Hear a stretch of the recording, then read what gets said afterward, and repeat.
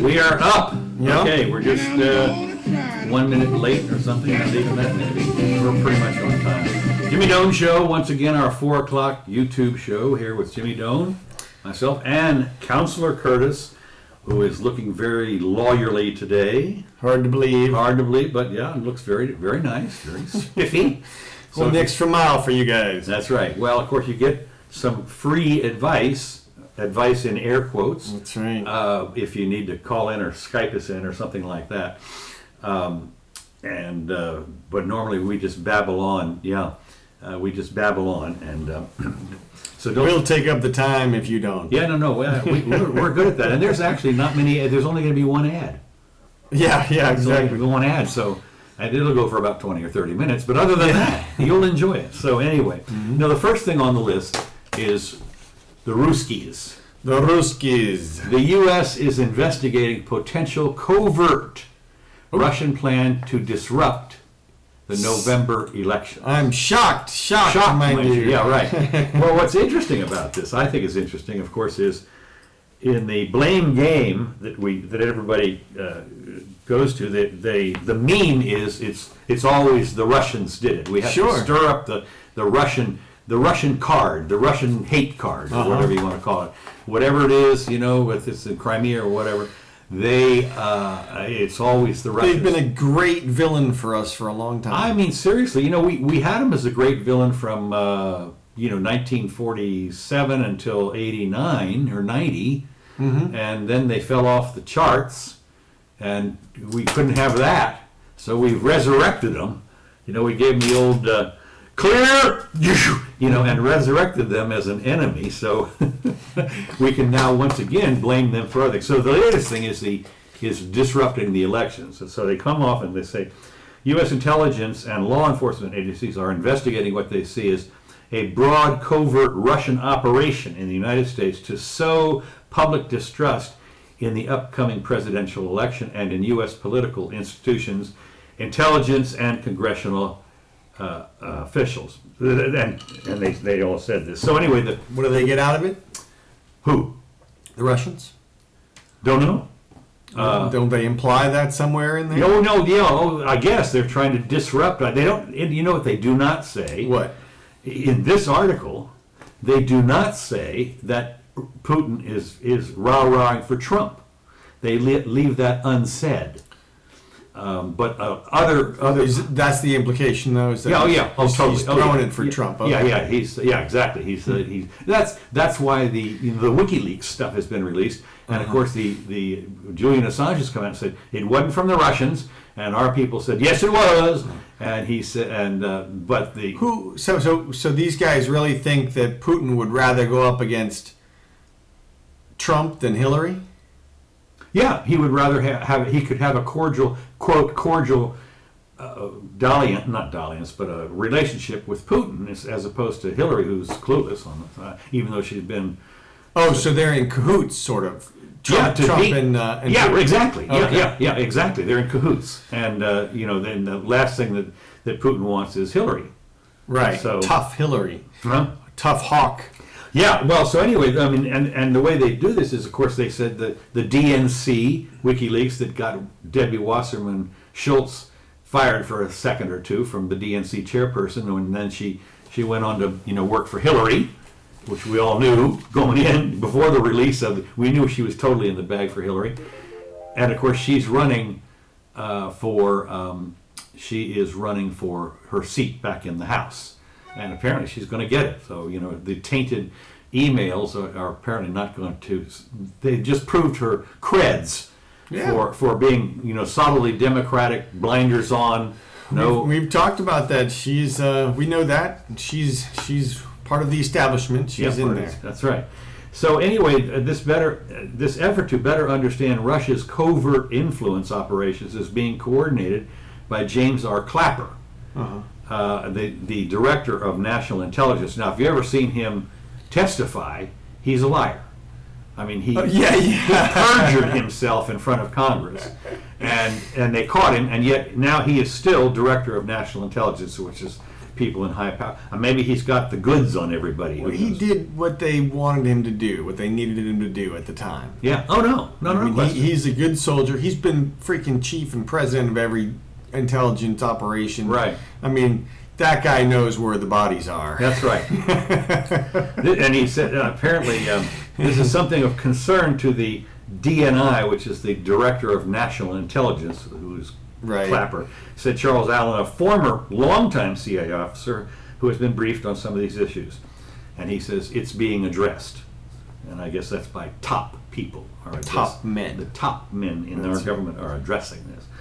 A Russian influence operation in the United States is something we're looking very closely at, said one senior intelligence officer, like others interviewed, spoke on condition of anonymity. Mm-hmm. Didn't want to know who he was. Sure. To discuss sensitive matter. Officials are examining the potential disruptions to the election process, and the FBI has alerted state and local effects to potential cyber threats. Well, of course, what's interesting is there's 9,000 voting districts in the United States, and every one of them just about has a different way of doing stuff. So good luck. Well, until we centralize it all, for under Homeland Security, and then we'll make it nice and easy to breach. Exactly. You only have to breach one system. Then, that's right. As somebody is sitting over there in some kind of land, in the Romania or something, where we want this one. Yeah. Well, we'll see. I mean, obviously. So anyway, he says, of course, Vladimir Putin says.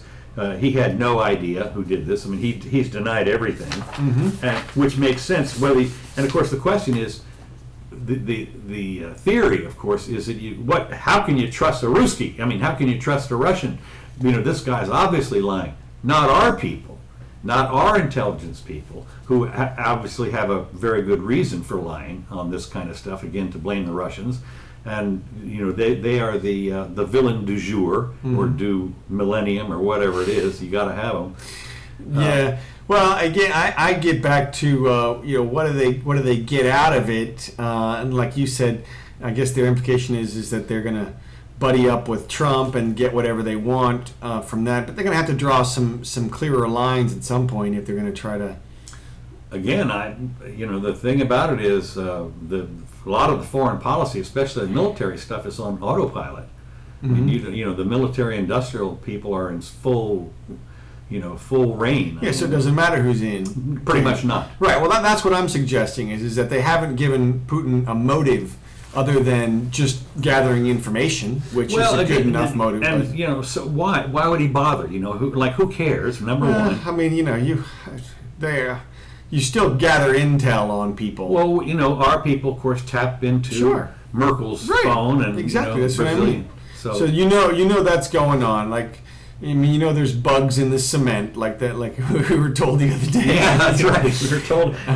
We met this fellow who was a intelligence officer, and he said, whenever we pour the foundations for the Russian embassy, and they do the same thing. Yeah, it's too easy these days not to bug everything. Yeah. So, I mean, you got to figure, okay, but we'll see. I mean, it sounds like a sort of a wishful story. I think the bigger story about Russia is are they going to survive the revenue collapse from the oil? Apparently, they're doing a hell of a lot better than Venezuela. Apparently, they've switched around some stuff to not be able to still buy stuff. They're switching around their economy so it's not so dependent on oil and gas. Mm-hmm. Of course, they sell gas to Europe. That's one of the big things. That's one of their big revenue things is they got those huge pipelines that go in and supply natural gas to Europe.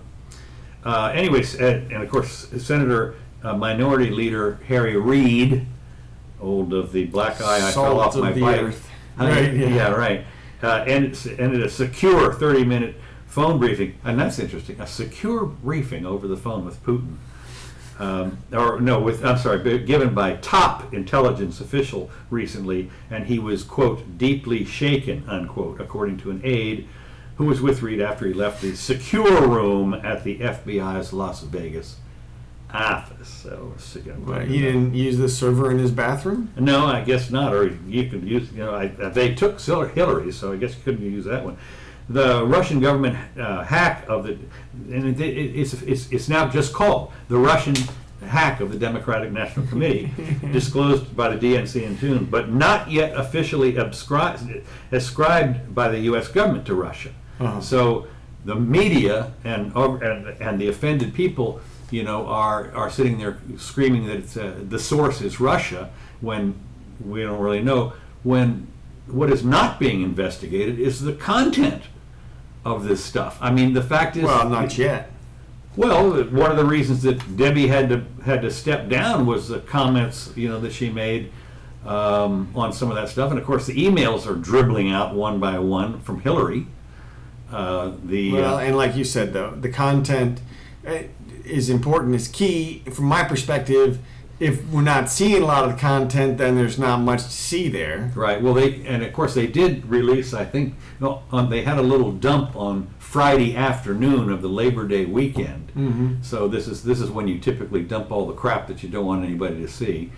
And no, seriously, that's what they call it. I forget, they have a name for it. It's the congressional dump or something like that. Which makes sense, actually. So the point being that it's not a news item that floats up on the weekend, especially the Labor Day weekend when people are off and so forth and so on. So anyway, they did some more releases, and of course some of them were redacted, which you look at this stuff and you have to assume what is under the little black line there. I guess I'm not sure what it is. Not yet. Okay, and the cyber analysts, of course, traced its digital markings to known Russian government hacking groups. Well, maybe Right. maybe somebody's hacked into those groups, and it's digital, for God's sakes. Right. You copy it. Right. I remember in the old days, and during one of the things you hear about in World War II was you could tell they had identified the Morse code operators on the German ships and on our own people by what they called the fist. And this was the people that would send, they had a key, either the sideswiper key or up and down key, and these guys were good, but they had a signature fist of the pauses that they made and so forth. And we'd sit there listening on the code, and they'd say, "Oh, that's old Gregory. Yeah, he's sending a message today." And this was, but on digital, no way. I don't think. Well, certainly there could be layers upon layers of deception involved. For all we know, it was routed through 9 countries before it went. Well, that's another thing. Yeah, exactly. That's another thing they're saying is that a lot of the stuff that they're worried about was in the mail. They're real sure it came from Russia, but they don't have a suspect. Yeah. How sure are you at that point? Again, it's within this many thousand square miles. Yeah, right. Yeah. As Steve Martin once said, you get to pick a prize from, here. In The Jerk, funny one. So anyway, they're worried about them disrupting our political process. Well, of course, what's not secure are absentee ballots from overseas. Mm-hmm. A lot of this stuff is either transmitted on some kind of unsecured link and so forth. Not that it's a big deal, but of course here in Florida, it could end up being a big deal. For instance, when the vote is as close as it is, and now Arizona is the same thing. They're talking about that being a new battleground state. So, a couple 1,000 votes compromised could make the difference. Well, that's it seems to me like if you were really going to hack the election, you don't have to hack all 8,000, or even you could get away with 1 or 2 of the battleground cities, really. Right, you exactly. could probably identify a half a dozen or 10 key places where voting booths that were key. Right. Not all of Dade County, but just the ones where these certain people vote. Right, and you just sort of throw it the other way in those things, and it seems like you could very subtly take control. Well, of course, then there would be the battle, because there would be people on our team here that would go in there and maybe try say, "We're seeing a cyber attack on this. Well, let's go ahead and do ours." Right. Well, and that's what they would. That's what would happen. Well, that when you say do ours, what what I meant was we see that the tables are being tilted towards Trump, right. And we're going to go in there and tilt us, right? Tilt the table, make it even, level playing field. So we're going to put a bunch of bogus votes in there for Hillary. Right. Well, yeah. So you don't put anything past these guys. That's for sure. But yeah, well, we'll see, and I think we will see more and more of that. But then there'll be all sorts of watchdog groups. You'll have the 579 group or whatever, the Nate Silver group come out, and he'll say, "Oh, we verify the results or something," and they'll have from exit polling statistics or cross-referential this or that. Here's the deal. Let's say you do the exit polling. It's good point. You do the exit polling, and the exit polling is way different from the actual vote count. What do you do?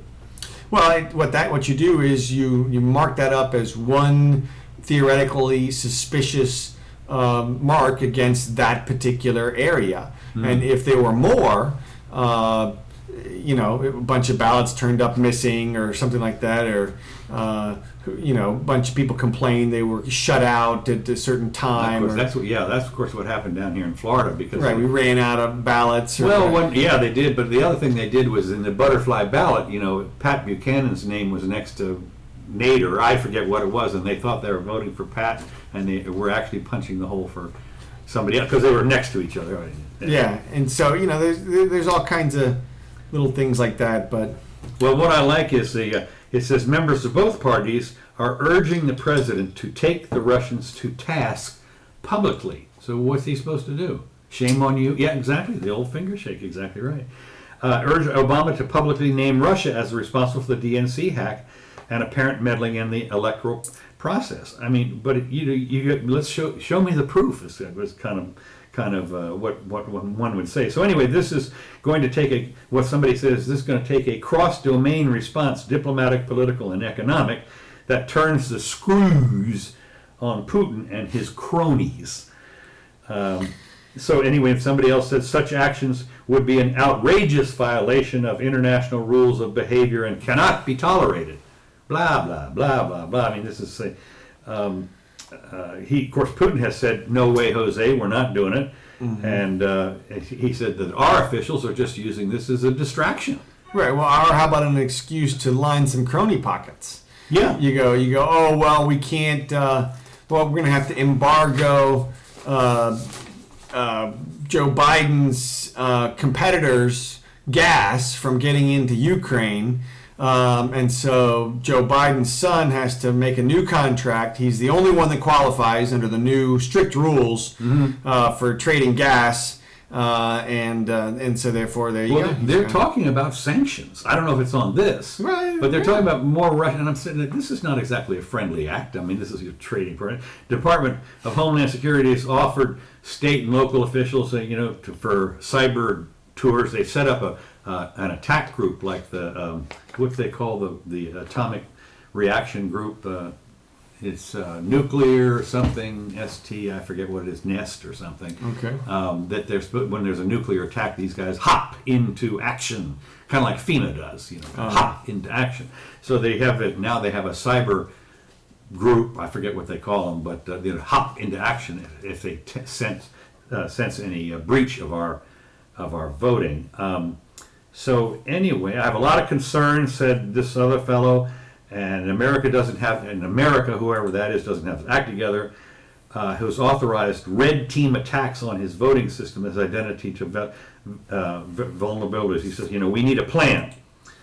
Let's see if there's anything else here. They're talking about critical infrastructure. Got to do something about that. So again, as you say, the end result of this is they want to centralize the whole thing, and monopolize the election process. I guess. Good luck on that. I mean, I think some of the people in the states might complain. They'll have a big fight on their hands. It would seem like, from that perspective. Yeah, because again, when you talk about the people that have a vested interest in their own little bailiwick, exactly. I mean, you can bet that the senators are going to be screaming bloody murder, and any of the battleground House seats are going to be screaming one way or the other. It'll be interesting. So anyway, the bottom line is, who cares? I mean, like really, who cares? What he did was, again, and this is what Assange said. What really mattered was, he's whoever did it basically is the transparency that is the United States government is not engaging in. They're trying to keep everything secret. and all of a sudden you see these various emails and so forth, and the hacks from different places, and some of the people are not completely asleep in this country, are sitting there saying they did what? And of course, this is a whole thing with the Hillary stuff, and Julian Assange has claimed that he got an October surprise. Yeah. And well, that's what we'll see. I mean, does he have any advertisers or anything like that? I wonder, can he make any money off of that? Oh, for sure. I mean, I wonder where he gets his loot from. Man, some news people, I would bet, would pay him drudge. Yeah, yeah. Speaking of events that are coming up very quickly, tomorrow is the Apple announcement, supposedly on the iPhone. Just to bring you up to date on the iPhones. It has nothing to do with Russia, no hacks. So I'm pretty much done with that. Okay.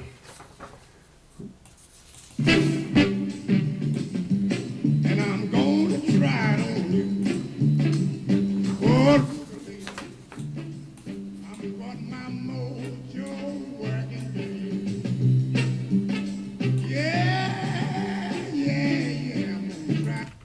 Okay. We're back. Mm-hmm. We're back. Okay. Once again, tune in to Jimmy Doane Show, our regular 4 p.m. We like trying to get on and discuss a few of the things of interest on today's news. And Councilor Curtis That's me. is here, of course, with us and to take care of the legal aspects of what we discuss, because I have no knowledge of any of that stuff. And it's interesting because a couple of the things do involve Supreme Court rulings recently that we might want to talk about sometime. But first, North Korea fires 3 ballistic missiles. The Norks. The Norks, right, as the G20 leaders meet in China. And this, I guess, is some kind of show of bluster or something like that. While you guys are down there partying your brains out and deciding what to do about I don't know what, they fire off these ballistic missiles. And I have maintained that if you want to talk about a threat to world peace, one way or the other, it's the North Koreans. I mean, I'm not worried about the Middle East guy, Right. Iran. You know, maybe they're going to get an atomic bomb in 5 or 10 years or something, and maybe they go against the restrictions and so forth. These guys actually have the missile and the bomb, and all they have to do is, carry it in a truck over to Seoul or something like that, or put it in their submarine, and just fire it 50 miles, and all of a sudden all bets are off for everything. Yeah, one wonders how much they're beholden to the Chinese. I mean, from my perspective, it would seem as though, they can't just. I would imagine they've been warned. Don't blow up the neighborhood. And of course, what I'm glad you mentioned that, because we have been warning everybody on everything for 20 years that I know of, and it's basically red line in the sand or whatever it is. Well, we do our share of warning over here, and China, I'm sure, does its share of warning over there, and I would imagine that's who's done the warning. Well, again, though, you can't bluff. You wouldn't think. I mean, or else they're not bluffing. That's what I'm saying. We do bluff. I mean, Oh yeah. I mean, the line in the sand for Obama was, quickly violated, and that's when everybody realized, these guys aren't going to do anything. I don't care if they are. You spend more than that. They haven't totally realized that yet. I guess not. Well, we're telling them, because the fact is that our leadership changes every 8 years anyway. So it's supposed to change, and we'll be interesting to see what happens on this one, because speaking of leaders, and I'm just digress just for a second, but there are more very recent concerns, air quotes again, about the Hillary's health. She gave a speech, I think, last night, and went into her coughing spell, and everybody's reading into that what's going on. And I can tell from personal experience that a coughing spell, I get them every once in a while because I had my transplant, and that has affected. But every once in a while I get them. Yeah, but she has not had a double lung transplant. That's true, she hasn't. I mean, this is what. And she's younger than I am. There's a story in the Washington Post today that says, and this is, of course, a total digression off the North Koreans, which I've got behind you here. But Hillary, they explained it in the Washington Post by saying, look, people cough all the time because they have colds, or because there's pollen in the air, or because they've been speaking too much. Right. Okay, well, A, or I should say C, nuh-uh. I mean, just because you speak too much doesn't make you cough. It may make your voice hoarse. Yeah, right. You may get laryngitis. Right. Okay, but it doesn't make you cough. And as for A and B, yeah, those things cause coughing. But she didn't have those things. She didn't have a cold. There was no sneezing or anything like that. And okay, and then here's the thing. There's a whole bunch of them. So there's a whole bunch of incidents. It's right. Not like, so either she had all of those things happen to her, or there's one singular cause that explains it all. The Occam's razor hypothesis. I agree with you on that. Which is, I would personally. I'm going with Dr. Drew. Huh? I'm going with Dr. Drew on this one. Who says what? He said he's gravely concerned for. Oh well, another guy is this one of my favorite video bloggers is a guy named Lionel Nation. Right. And has described for at least half a decade, if not a decade, Hillary's health problems. And he goes through the whole thing step by step. And he's absolutely convinced that she's sick. If not a neurological disease, she's got something else wrong. And well, something from my perspective, it seems pretty obvious she got hurt in that fall, worse than they want to let on. Right, because she disappeared for what, 2-3 weeks? Oh no, like 6 months. Oh, is that right? Yeah. And now the Washington Post had a statement from her personal physician in there today. So there's nothing. He's got a new course house in the islands. That right. With a 40-foot boat. Right, exactly, and security guards. Or there's something theoretically wrong with it. We'll find out. This is not something. I mean, maybe not before the election. Well, the thing about it is, though, I would think that even the Hillary Kool-Aid drinkers, acolytes, minions, whatever, would be concerned because if something happens, if she's disabled. This is the thing. This is the thing that goes back to the structure of our presidential politics, which is there's a certain group of people that surround the president, right? And those the people, Praetorian Guard, and those people will lie, cheat, and steal and kill, no question, to protect her. Kill, I like that. Whatever it is, man, whatever it is. Then there's the next level, and those people are the most serious Kool-Aid drinkers. The ring that you would think would jump in, right? They are so in the tank for her that they don't want to see that at all. So they're willing to believe anything that the inner core people will tell us about the situation. Well, and a prime example, a Clinton example of that. You get every president going back. I mean, there's the FDR, the wheelchair, the polio thing, the Wilson, and the the whole thing, and Mrs. Wilson. There's, every president you could go back through, and there's some kind of the Reagan thing when he was out of it for there was some question or something just for a short period of time. Every single one has had this happen, and they protected the president about it, right, for a certain period of time. Except Nixon, they threw him under the bus. Well, as well he should have been. I am not a crook. Well, yes. They broke into the convention hall. I mean, I would think relative to the day. This is a relatively minor crime compared to what Kennedy got away with. I mean, women everywhere. Oh yeah. And they. When you go back and look and see what was really there. Yeah. Well, they, as I say, this kind of stuff is, as you say, goes on all the time. It was interesting. What was the big lie here recently that was just obvious on its face, and you're sitting there thinking, how can you say that when? And God, it just crossed my mind, and now. Probably the $400 million transfer. No, it wasn't that. Well, no, there was another one, and I'll think of it later. So let me run back here. We digressed a little bit. Went on a big branch. This is what, unfortunately, Jimmy is famous for this, and I count on the counselor to drag me back. That's right. The topic. And next time, no more divergence. We'll yeah, right. You bet. So anyway, the North Korean missile business, and of course, they were fired from a region south of the capital. Just after noon local time, like whatever, and they flew about 600 miles.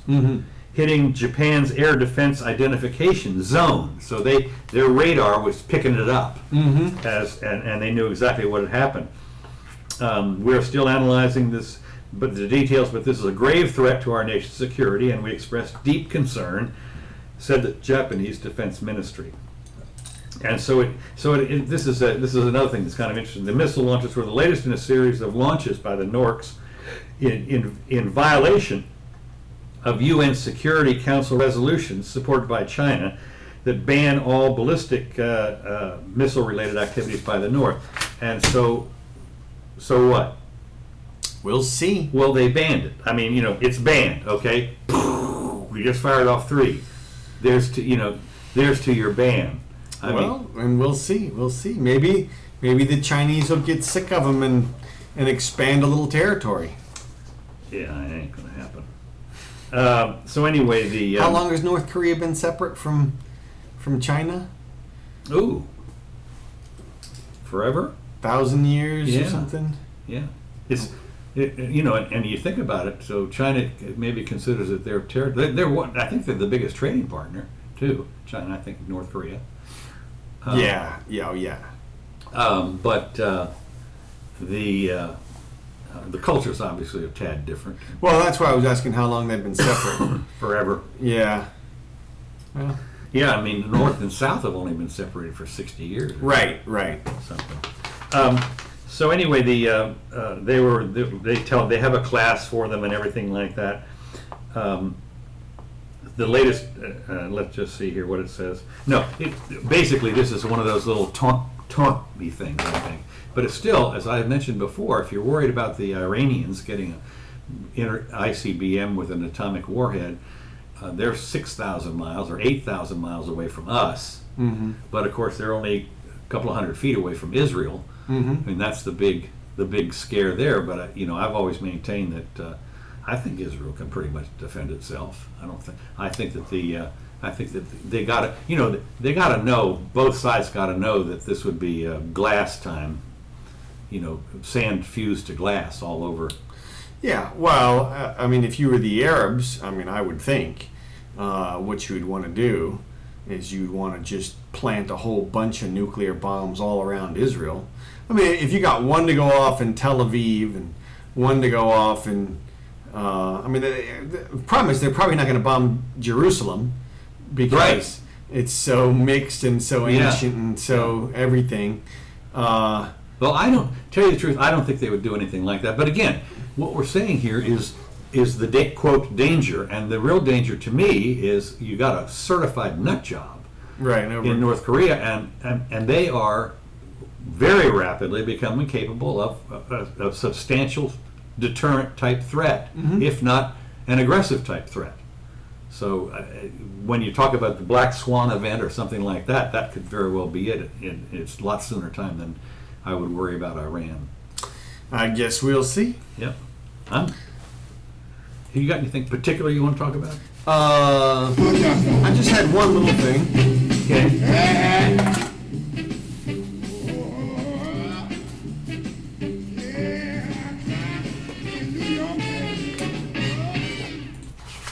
And we're back.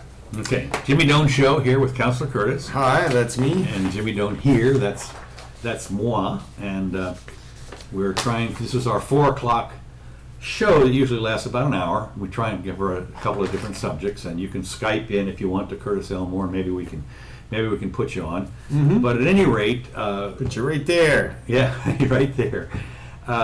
So the next thing that you want to talk about a little. Yeah, and what we do, we try to review the news and sort of have some intelligent conversation about it, so that.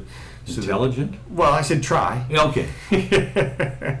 So this news story caught my eye out of Miami, Florida. Okay. Woman who built a tree fort, basically, a very extensive tree fort in her son's backyard. Mm-hmm.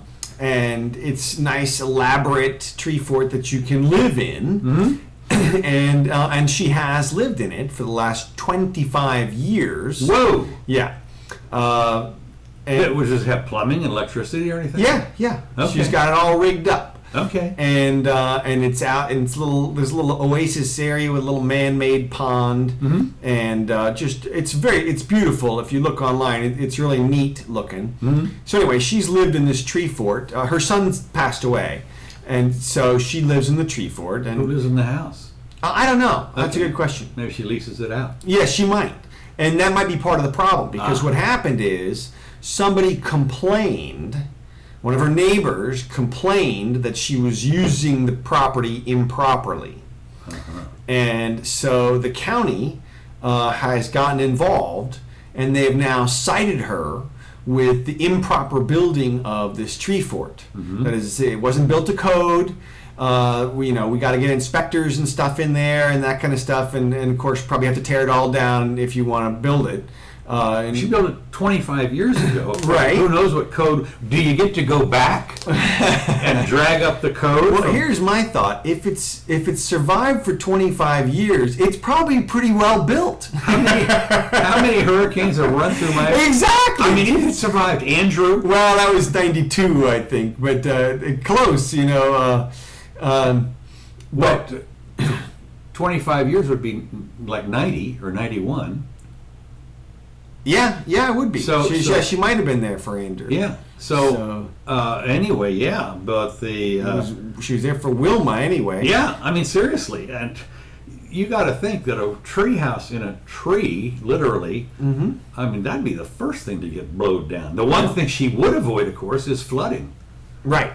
She's high above that. Yep.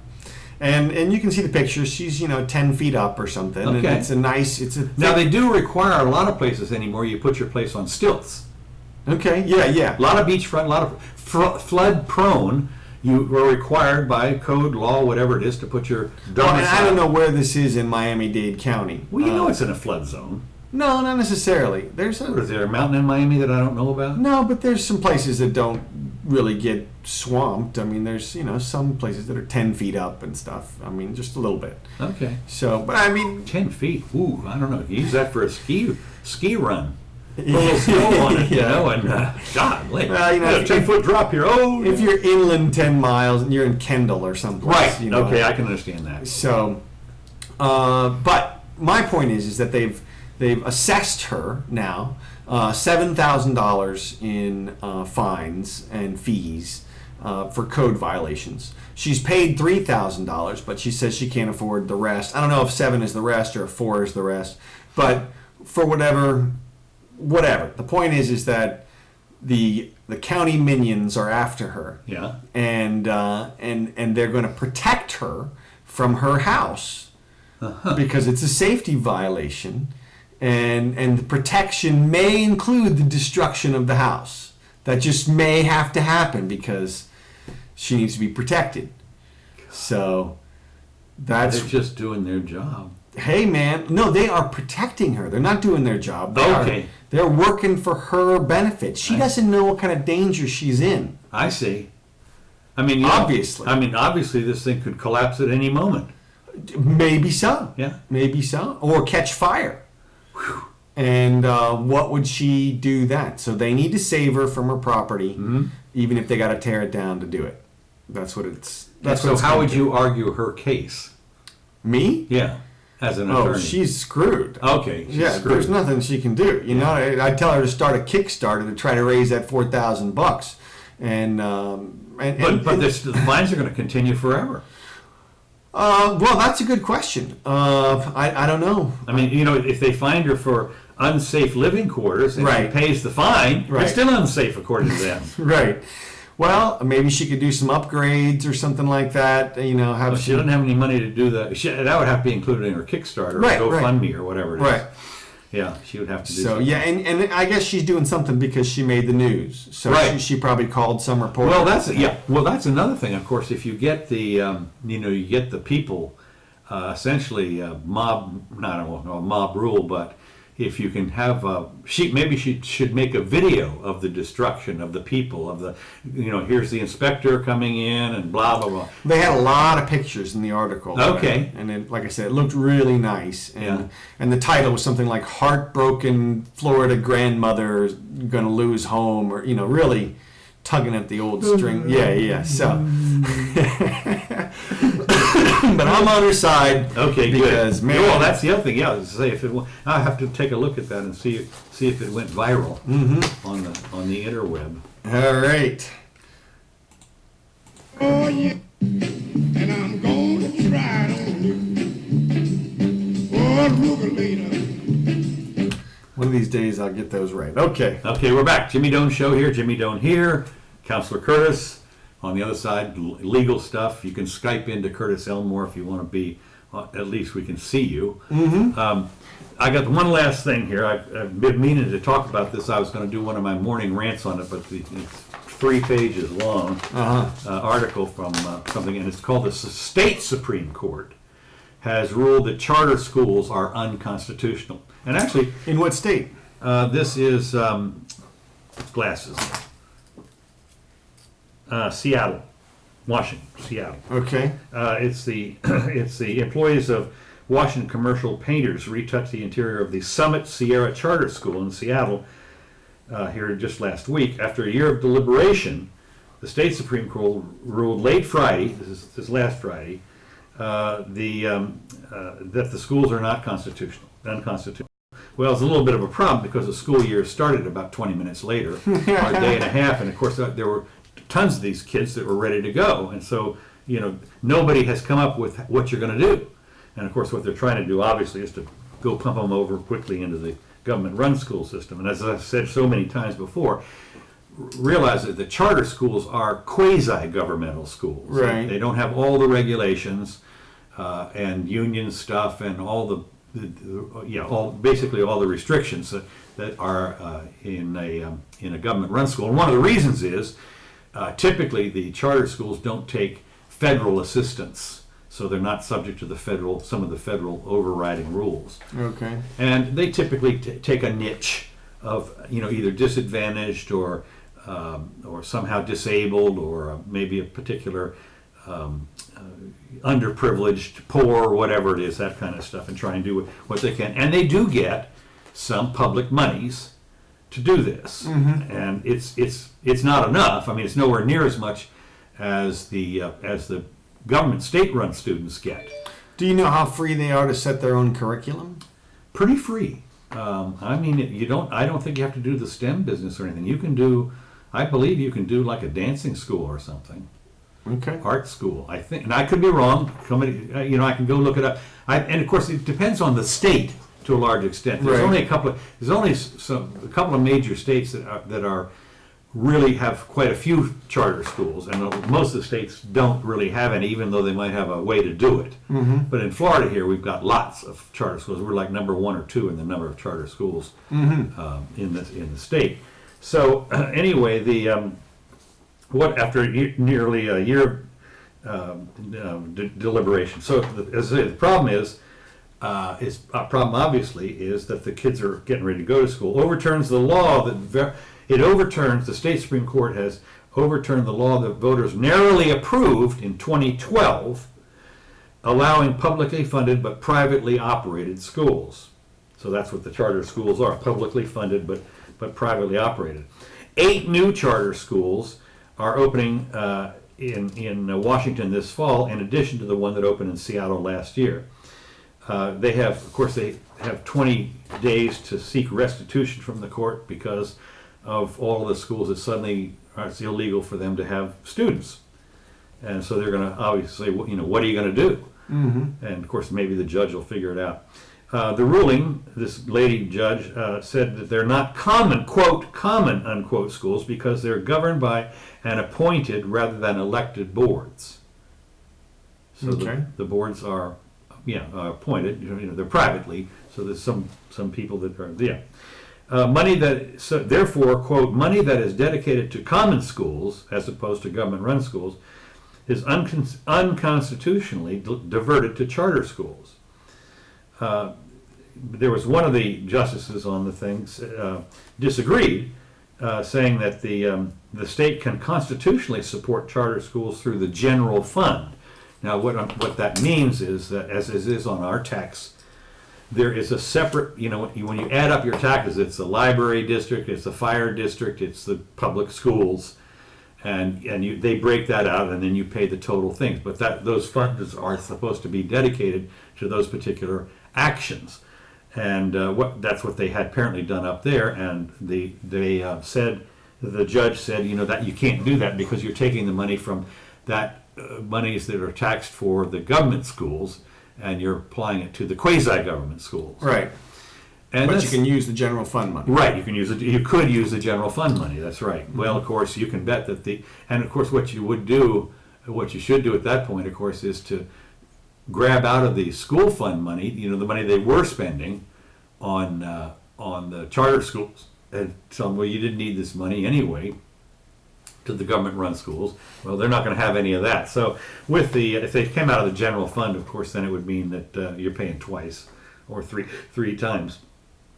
So the charter schools, and the Supreme Court has affirmed what the complainers, the unions, teachers unions, that crowd, has said all along, charter schools steal money from our existing classrooms, and voters have no say in how these charter schools do their taxpayer funding. Well, one of the things that I've often said is that the ultimate democracy is where you spend your dollars. Your dollar is a vote, and when you privately put your dollar someplace, that's you are making a statement, and you got some skin in the game. Now I realize here in this particular case, this is tax money. The money is still collected essentially at the point of a gun, because it comes out of the trust, the school board trust fund, and that sort of makes sense, I guess.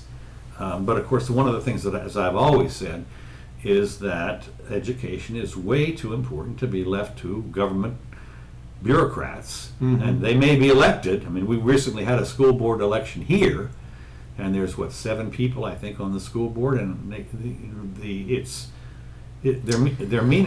criminal. I don't want to be criminal, but you can go in there and you can complain until your breath. We have parents at the school board meetings, which are rarely announced, by the way, but you have parents that go up there for their 3 minutes of time, and they'll say, "What the heck is going on here?" Teachers even show up and say, right. Well, what you're describing, of course, is just a centrally controlled system, mm-hmm. and the input can only be 3 minutes, and can only be so well listened to because it's a central system.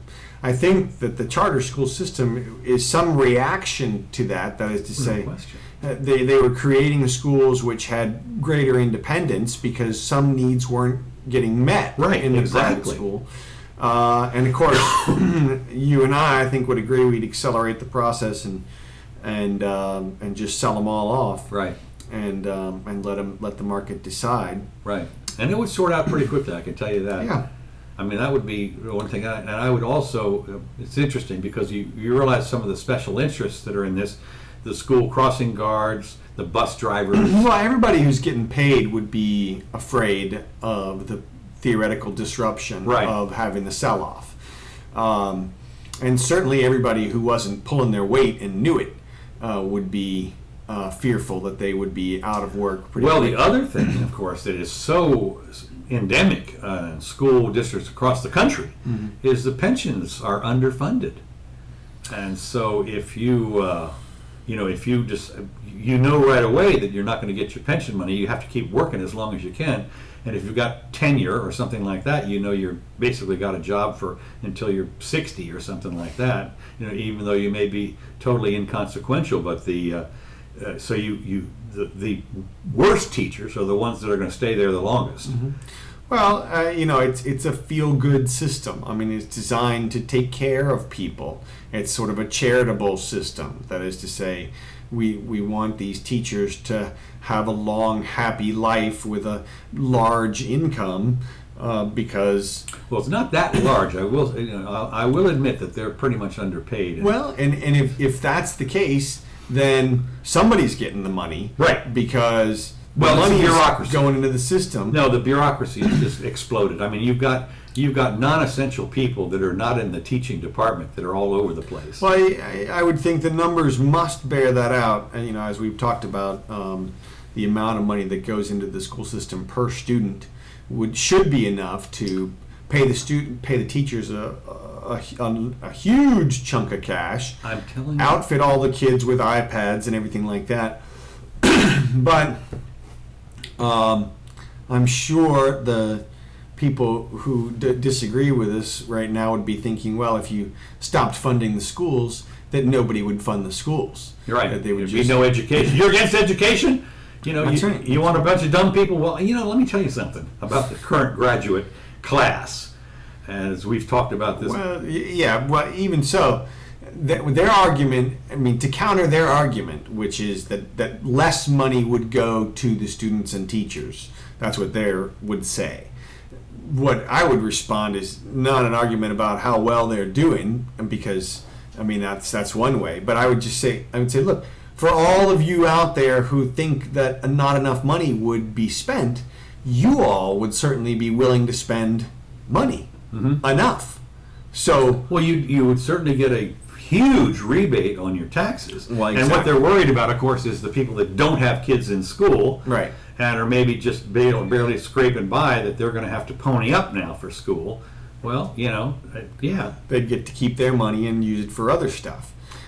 So, yeah, exactly. Well, again, one of the things that you do find around here, in spite of the fact that the schools are government run, you find they get every perk in the world around here. You get special crossing zones where you have to slow down to 15 miles an hour all over town 2 or 3 times a day. Mm-hmm. You've got the crossing guards out there. You've got the police, in case you run through there too fast.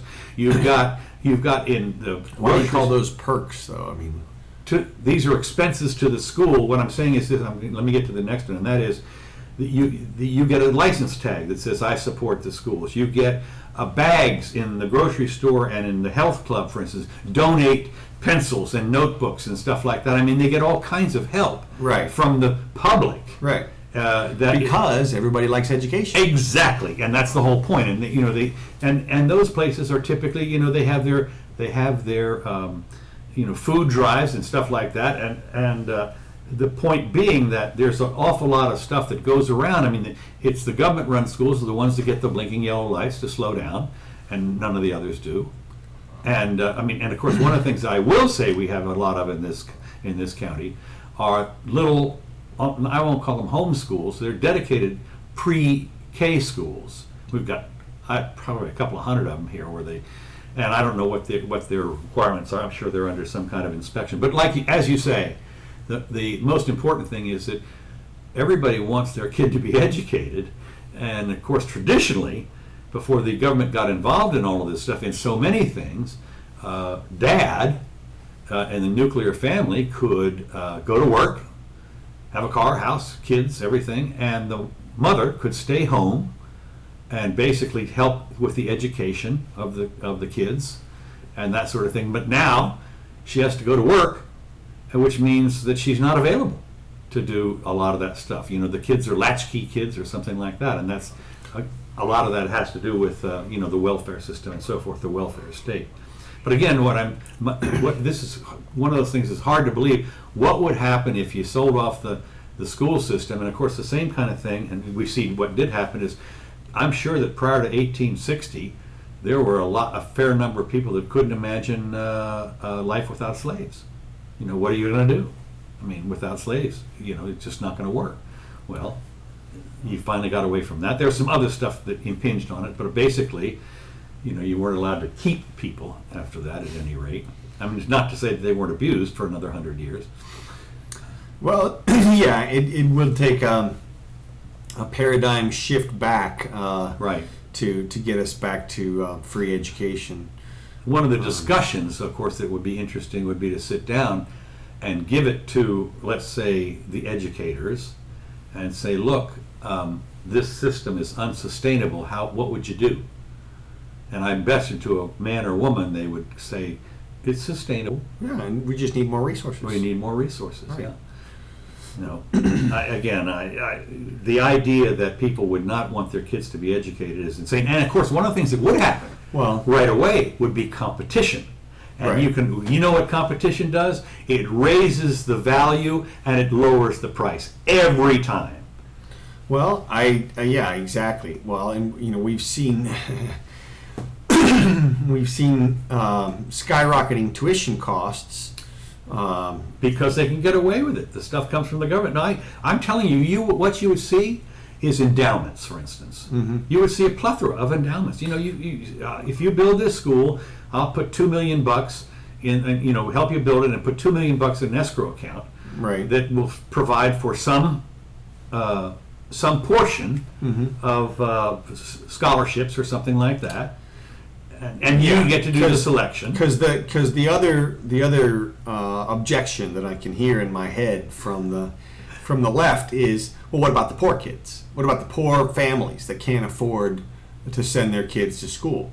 And of course, that gets back to charity and welfare. The simple fact is, and I was just reading about this the other day, they took 2 school districts that were 10 miles apart in 2 different counties, and one of them was primarily a black community kind of thing, poor, and the other one, it was just like today on Facebook or something, and the other was in a wealthier community, and they took a picture of the schools, and one is the Taj Mahal. They had everything. They showed a picture of the auditorium where they did their play. I mean, it was worthy of Carnegie Hall or something like that, and the other one just didn't have any of that stuff at all, none, zero. I mean, it was just obvious, and that's the way they get funded from the state. So the question is, how can you do any worse than that?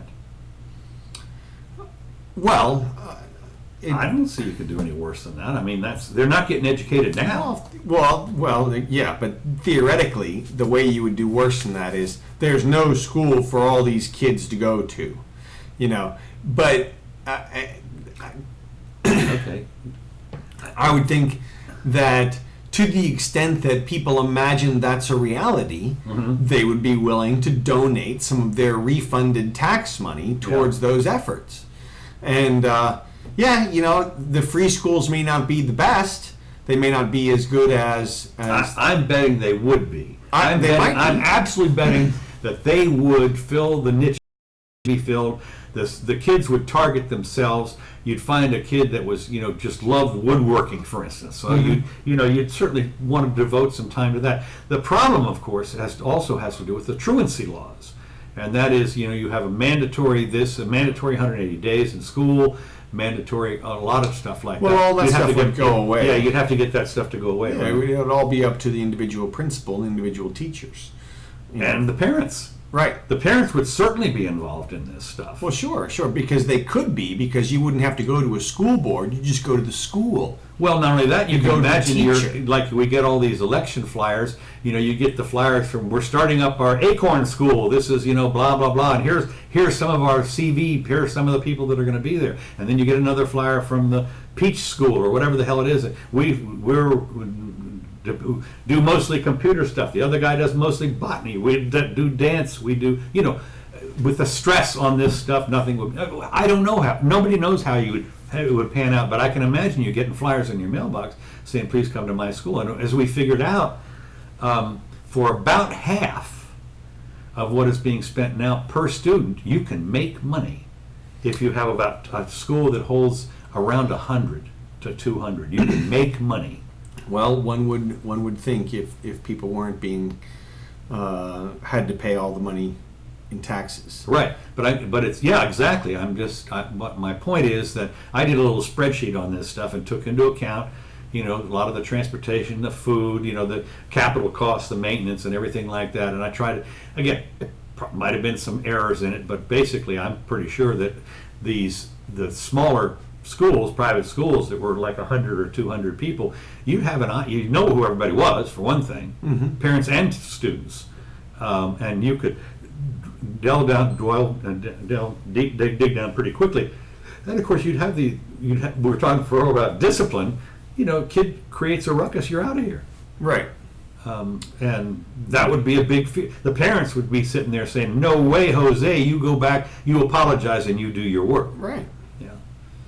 Yeah, and we go along.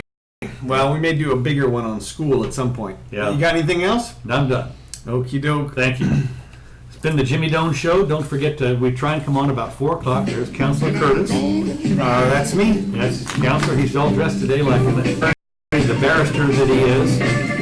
And me, Jimmy. And give us some likes if you want on YouTube. We're going to start up a new program to publicize this thing here pretty soon. But we appreciate all those who do view it. And don't forget to leave us some comments. Yeah. We love to read them, don't we?